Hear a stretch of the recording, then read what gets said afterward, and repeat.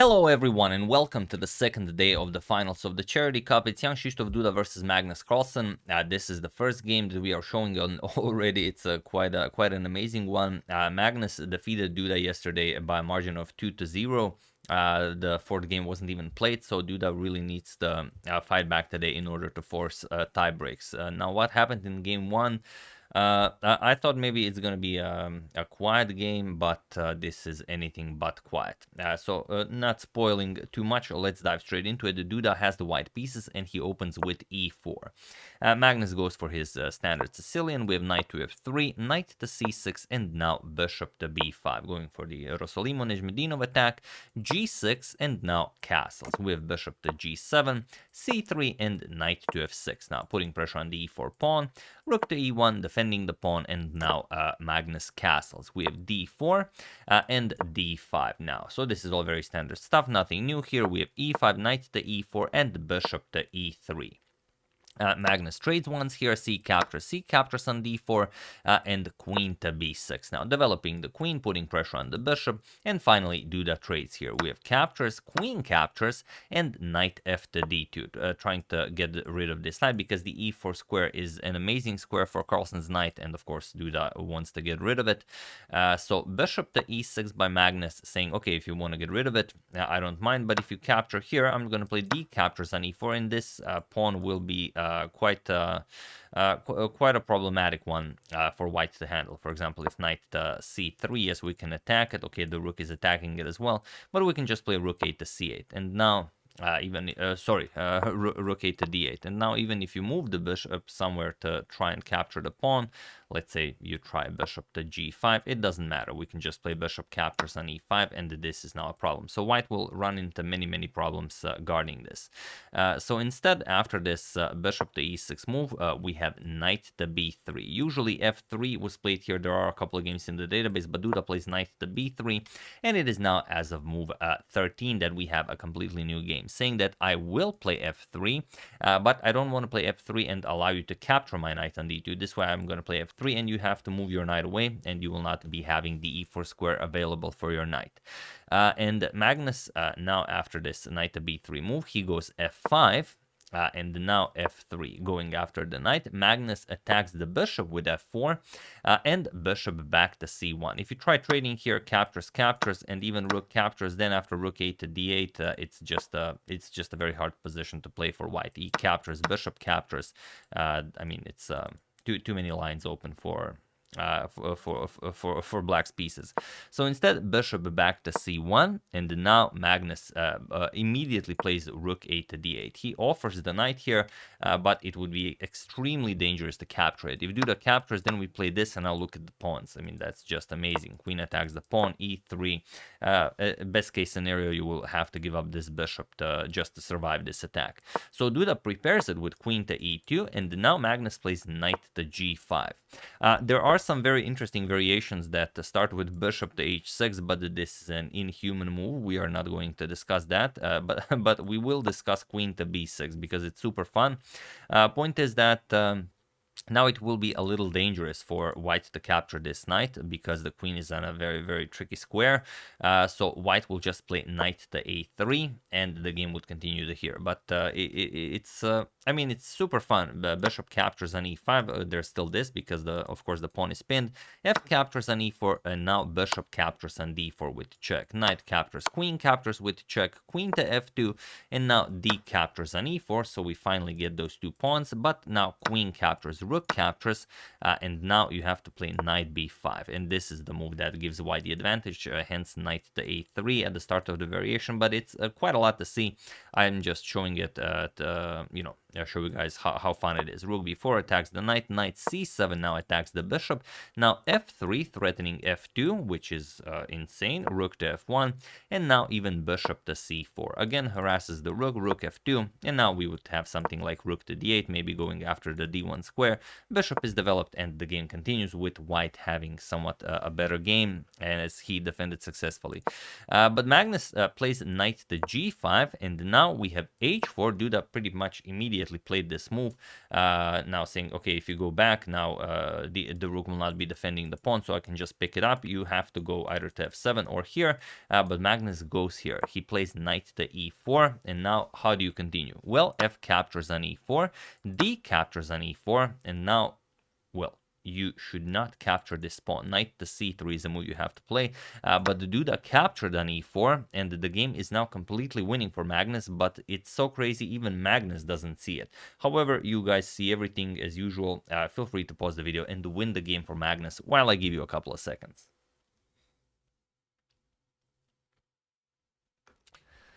So for those of you who were able to do it, congratulations on spotting this brilliancy. And for those of you who just want to enjoy the show, it is pawn to f3.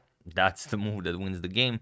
And now the problem is black is threatening f2 with check. And the usual rook f1 does not help you here. The rook has to stay here guarding the queen. So the only thing you have is queen captures on c6, but we throw in an in-between f2 check. And after king h2, we bring another queen into the game, and also we've just eliminated this rook. And after queen captures on e6 with check, white also grabs a piece, king to h8. Look at your position now. It's just terrible. If something like rook f1, rook to h1 comes, also the bishop here is hanging. What do you even play? Bishop d2, okay, we can attack the queen, but now queen captures on h4. And now queen to h3, and now rook captures on d4. Even that is in the position. Just completely dominating. If knight captures on d4, then we just go for bishop captures on e5 check, and you get completely destroyed. You're gonna play something like king to g1, and then queen to f2 check, king here, and this of course will be checkmate. So instead of this, you will have to play after rook captures on d4. You will have to trade queens. Now rook captures here with check, king to g3, and now rook h5. And it seems like white has some compensation, but not really. I mean, this is just too strong. The white king will not survive here. If you try bishop to c3 to guard this pawn, we can simply play rook g5 check, king h3. Now rook f1, prevent white from bringing anything into the game. We are threatening rook to h1 checkmate. And if king h2 stopping this, then rook f2, and now again, a complete annihilation.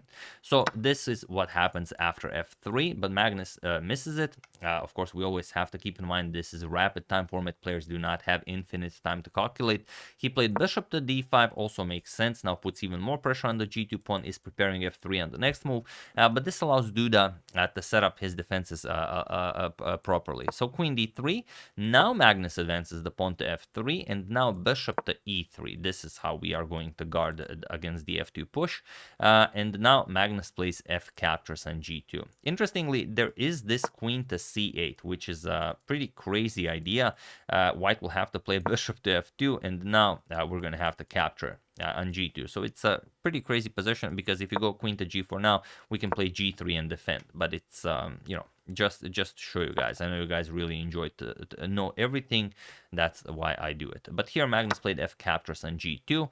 We have knight 1 to d2. Finally, Duda connects the rooks on move 22, and now queen to e6 by Magnus. The queen is coming to g4, or if Duda allows it, even to h3, followed by queen to h1. This would be game over. The situation on the clock is 5 minutes for Duda, 9 minutes for Magnus, and here we have bishop to f2. The only move that holds the game for Duda is bishop to g5. But after bishop to f2, it's just game over. However, Magnus does not go for this. Interestingly, rook captures on f2 here is the move that ends the game. King captures queen to g4, and there is nothing more for white to do here. It's just a terrible position. The rook is coming to f8 with check, and well, there's simply not a good way for you to survive this. The h4 pawn will be eliminated once the bishops come into the game. It's just impossible to stop this. But Magnus played almost this. He started with the rook and he